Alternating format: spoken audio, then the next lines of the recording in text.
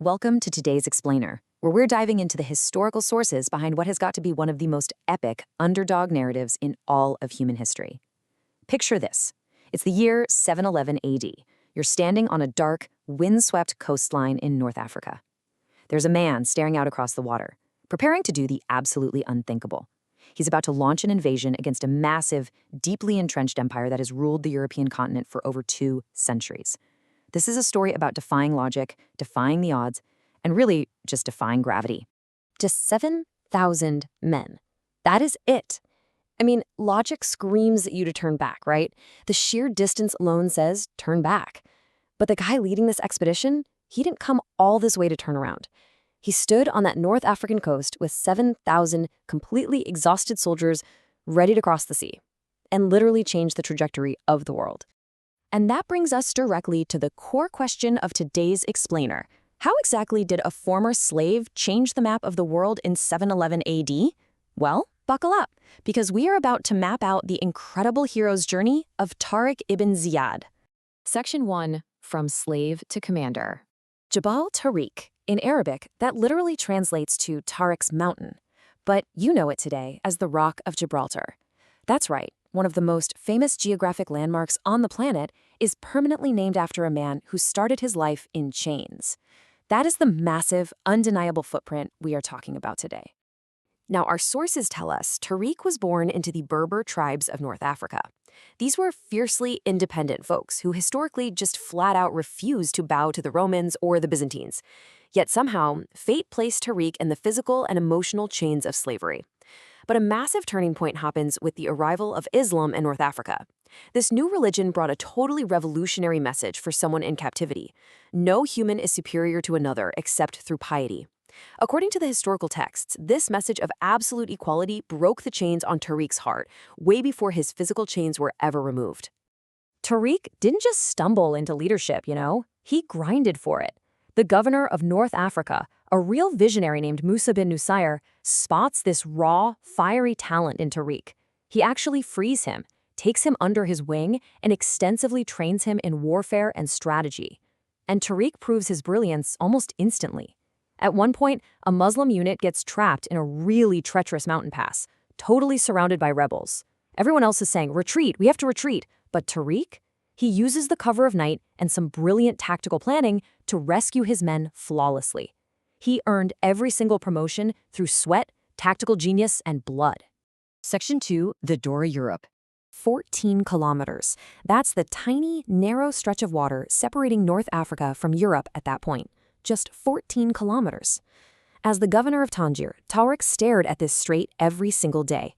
And while everyone else just looked out and saw water, our sources note that Tariq viewed this 14-kilometer stretch as a locked door that was just waiting to be kicked open. Now, across that strait sat Visigoth Spain. They had been in power for 200 years, but honestly, they were crumbling from the inside. King Roderick is a usurper. He violently seized the throne, which created a deeply divided nobility and sparked active rebellions all over the place. On the flip side, you have Tariq operating with absolute faith and a totally unified purpose. But he's also a pragmatist.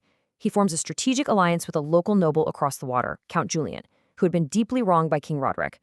Count Julian steps up and offers to provide the ships, and just like that, the locked door is finally unlocking. Section 3, No Point of Return. The historical texts actually recount that the night before they crossed, in April 711 AD, Tariq had this profound dream. He saw the Prophet Muhammad and his companions telling him to advance, assuring him that divine help was on his side. Now, we are simply impartially reporting what the source texts say here, but the crucial takeaway is the psychological impact of this event. Tariq woke up with unshakable, absolute spiritual conviction. Any lingering doubts? Completely gone.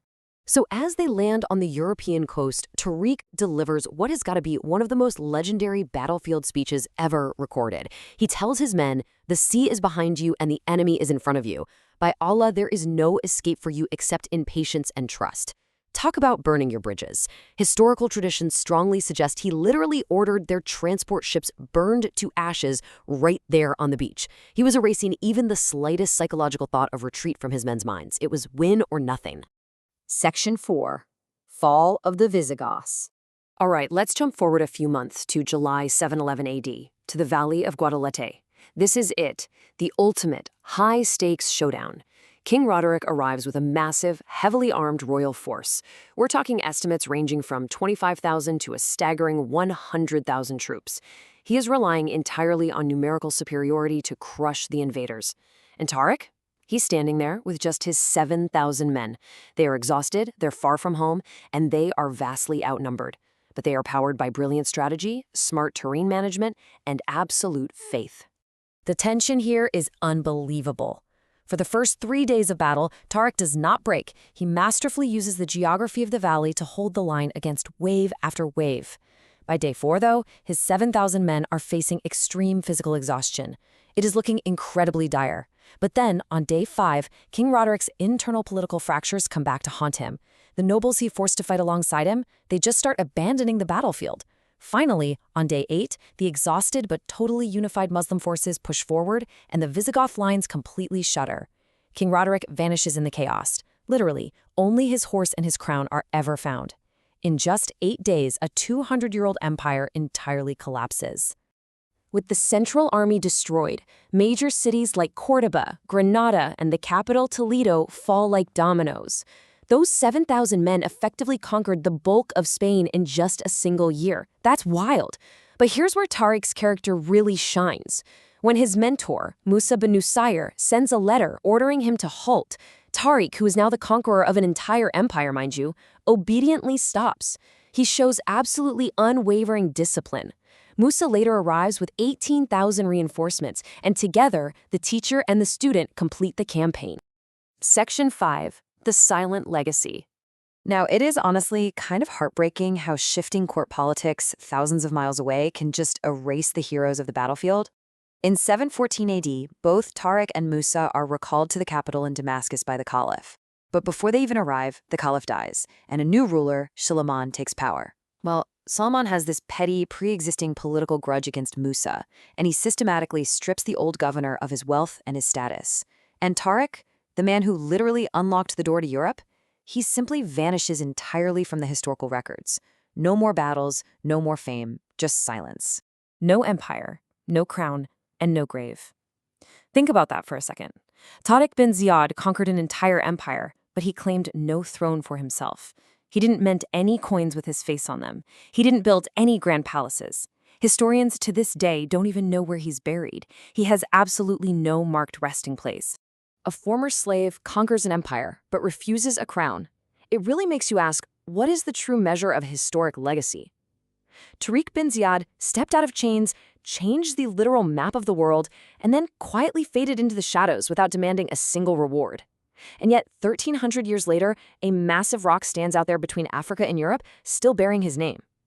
Thank you so much for joining me for this explainer of the historical records. I really hope it leaves you wanting to explore even more of the hidden corners of our shared past.